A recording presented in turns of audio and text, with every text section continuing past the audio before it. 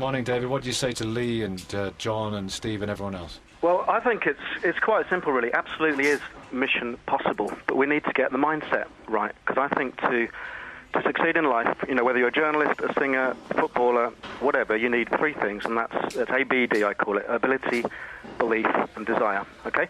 So, do they have the ability? Yes, they do it every week, week in, week out for their clubs. Do they have the desire? I think they do. They were passionate. They were up for it. Do they have the belief? No, it's all ebbed away. You were looking at players in those 4 matches who were absolutely not in the zone. Look, Andy Murray yesterday, he's in the zone. Our players are not in the zone. Suddenly, they can't seem to pass the ball. They can't seem to control the ball with their first touch. And all that is because what's going on between their ears isn't right. And Capello, on £6 million a year, I think, should be getting the mindset right, and he hasn't done it.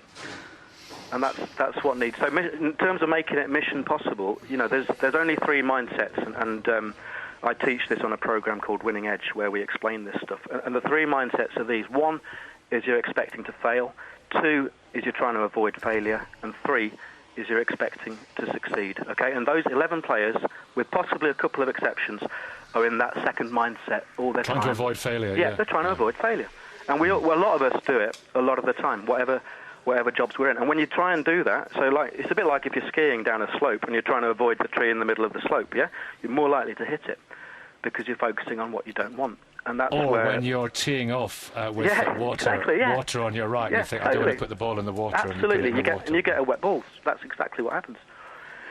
So you get what? You get wet balls, don't you? That's what happens. And the great golfers will come off a hole from a golf course and say, what bunker? They don't even see the bunker. Yeah. Whereas our players somehow, I think they're just thinking, what if we fail? What if we fail? Instead of so, thinking, David, you're saying that it is succeed? entirely possible if you get the right manager who can instill and inculcate into the players that sort of belief that they're playing for success rather than playing to avoid failure. It's a matter then of choosing a manager who can successfully communicate that to the players. And it doesn't matter what's wrong between the grassroots or what's wrong at various levels of the game. It is achievable. I mean, the grassroots stuff, obviously that makes a difference. And if you ask me to talk about 4-4-2 and 4-5-1, I haven't got a clue, okay? So I write the match reports for my kids' match, but I get all the technical stuff from the other parents. What I can tell you is about the mindset. Can you inculcate confidence and self-belief? I think it's there. I think everyone has it all the time.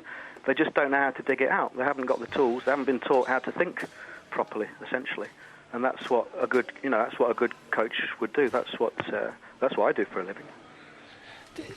You've got the job. Sven-Göran Eriksson, maybe he, to an extent, did manage to instill that into the players. Eriksson and who did you say? Oh, I'm just saying Vassos here. I'm asking Vassos. We're just talking about belief here, of victory and of sort of innate superiority over the opposition, which I think is important in a dressing room before the game.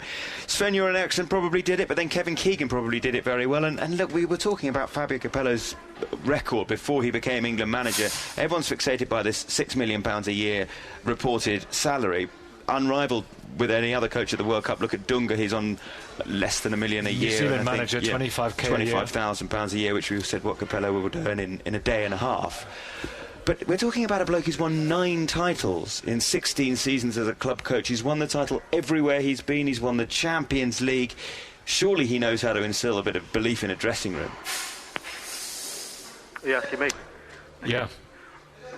Yeah, I mean, I don't know how that's not transferred from club to country. I don't know. I think it's probably something deeper in the English mindset where we don't feel we deserve to succeed. Another thing we do on Winning Edge is talk about the tall poppy syndrome, which is where there's a tall poppy blowing in a field higher than all the others, and the English attitude, that's a successful person, a metaphor for someone who's succeeded. And the English attitude is to sort of wade into that field with a big scythe and knock it down for looking just a little bit too good, and reduce everyone to the same level of mediocrity. And the media love it, right? So the Sun will be selling millions for building the club up, the country up, and then for knocking them down again. That's how we seem to be wired in this country, sadly. Thank you very much.